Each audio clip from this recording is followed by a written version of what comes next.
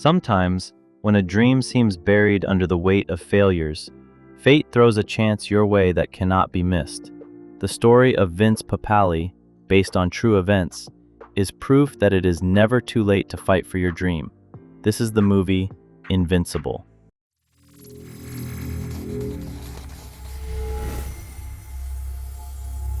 On a cold December evening in 1975, the Philadelphia Eagles American football team suffers yet another crushing defeat. The fans, tired of watching the pathetic play of their beloved team, leave the stadium in disappointment, having no faith in a better future. 6 months later, guys who grew up together lose a game to a team from a neighboring district. But everything changes with the appearance of Vince. Arriving late to the match, he steps onto the field and changes the game with his skill. His energy and understanding of football make him stand out among the rest and help the team secure a victory. However, returning home, he faces a different reality.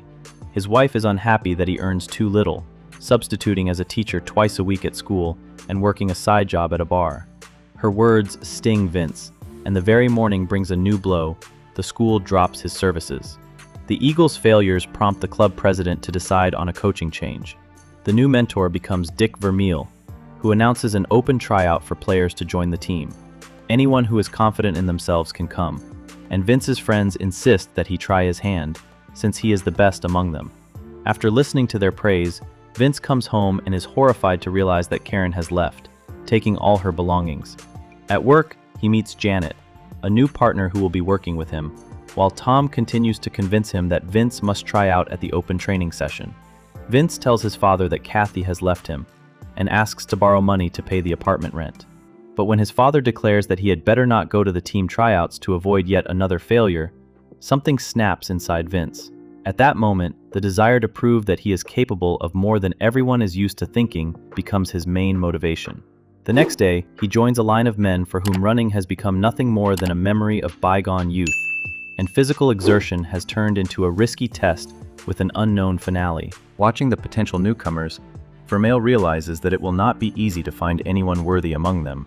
But when Vince makes the time limit, the coach decides to take a closer look at him. He is surprised not only by Vince's physical condition, but also by the confidence in his movements, which reveal the experience of a player, and he assumes that he must have played for a high school team. After the end of the tryouts, Vermeil introduces himself to Vince, and is surprised to learn that he has never played professionally, learning everything on the streets of Philadelphia. In the evening, Vince's friends gathered at the bar unexpectedly hear on the local news that the coach has selected only one player, Vince Papale. For his friends, this news becomes a reason for joy, but for Vince himself, it also means a new test, because now he has no right to fail. Max lends his friend money so that he can focus exclusively on training, and asks him to walk Janet home. A few days later, Vince arrives at the Eagles training camp, and stepping across the threshold of the locker room, can hardly believe that he is at the facility of his favorite team. Before practice begins, Vermeil addresses the football players, warning them that the next 6 weeks will be the hardest in their lives, as he intends to restore the team's former glory and make it strong again. From the very first minutes, the coach shows that neither past experience nor a big name matters to him. The only thing he demands is unconditional commitment on the field and a readiness to push oneself to the limit. It is precisely this approach that Vince takes as his guide and tries to follow, proving that he is ready to fight for his place on the team. But such zeal from the newcomer quickly begins to irritate the other players, who feel that Vince is taking on too much and chasing an impossible dream. They are certain that he will not be kept on the roster anyway. Yet precisely because of his relentless dedication, the coach forces the entire team to give everything they have. While Vince settles into his room, Banks finds a note left by Karen before she departed, in which she calls him a loser incapable of achieving anything in life. In a box, he discovers a shirt belonging to the Giants, the Eagles' sworn rivals, and guessing that the package was sent by Janet, he decides to invite her to dinner. After their meeting, Vince returns to exhausting practices, and soon the moment arrives when the coach announces the first list of those who must leave the team. Vince, initially not believing in his own success, packs his things in advance and prepares to receive a message from the coach about his dismissal from the team. But this does not happen. On the contrary, his name turns out to be on the list of the chosen ones, those who still have to prove their worth. However, during practices, he loses sprint races time and time again until he realizes the reason. He decides to remove part of his equipment that hinders his speed, and now he runs on equal terms with everyone, but gains a vulnerability to injuries, which he carefully hides from the coach. While Vince continues his grueling sessions, his friends participate in strikes, and John, sinking deeper into depression over financial troubles, warns him about Janet. He is convinced that a beauty from New York will not tie her life to a man trying to break into major sports. John is certain that when everything ends, Vince will remain a nobody, just like all of them. John's words linger in Vince's mind, and on his next date, he admits to Janet that it would be better for him to focus on training for now.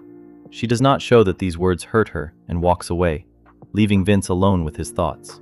Returning to the camp, he discovers Danny Franks in his room, an experienced veteran whom the coach decided to room with the newcomer to bring them closer and pass on some knowledge.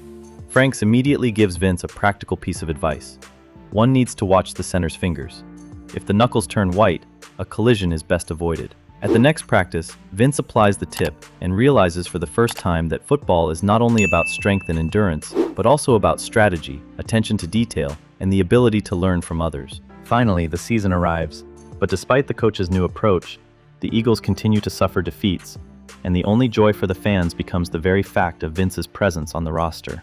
Occasionally taking the field, he does not yet stand out among the rest of the players, and after another loss, Vince meets with his father. He admits that all this time he was deceiving himself and is certain that tomorrow he will be cut from the team, even though he is tired of constantly letting everyone down. In turn, his father admits that when he told his son not to go to the tryouts, in reality he believed in him and wants his son to manage to achieve his goal. Meanwhile, at coaching headquarters, a vote is taking place. Most of the assistants, choosing between Papale and Sampson, lean toward cutting Vince. They are certain that he is disliked on the team and perceived as an upstart who decided at age 30 to enter professional sports.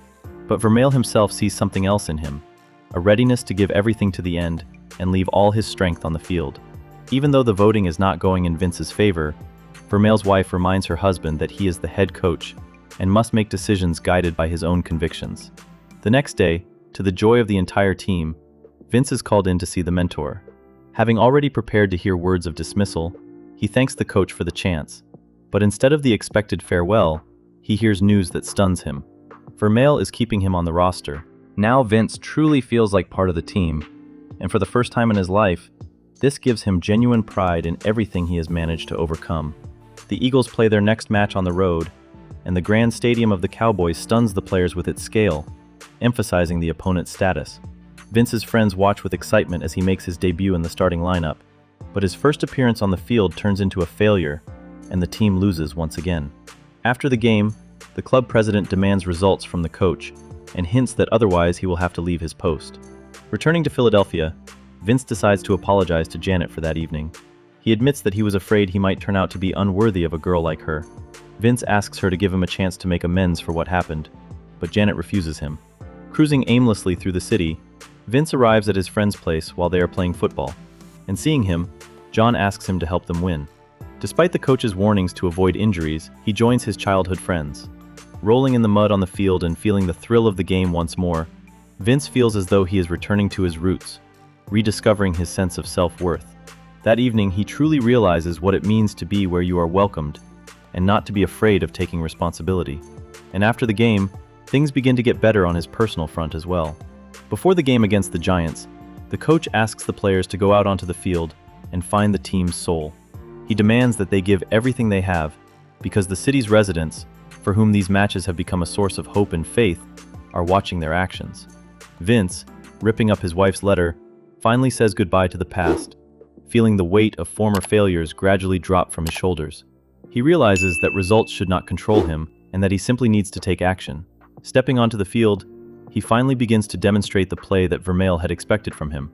Blocking opponents time after time, Vince increases his team's chances, while the fans, for the first time in many months, begin chanting in unison, inspiring the Eagles toward victory and giving them a long-awaited feeling of triumph. Despite the team's fighting spirit, the opponent also came out to win, giving all their strength for the sake of victory. And when it seemed that the players had not a single drop of energy left for a push, it was Vince who, unexpectedly for everyone, changed the play pattern, confusing the opponents. Breaking free from the dense crowd, he executes an incredible run, and after stripping the ball, makes a touchdown to the ecstatic shouts of the fans, bringing the long-awaited victory to his team. For the first time in his life, he feels the greatness of the moment gifted to him by the fans and his teammates, and realizes that all the trials and doubts were not in vain. Vince played 3 seasons with the team and left due to a shoulder injury.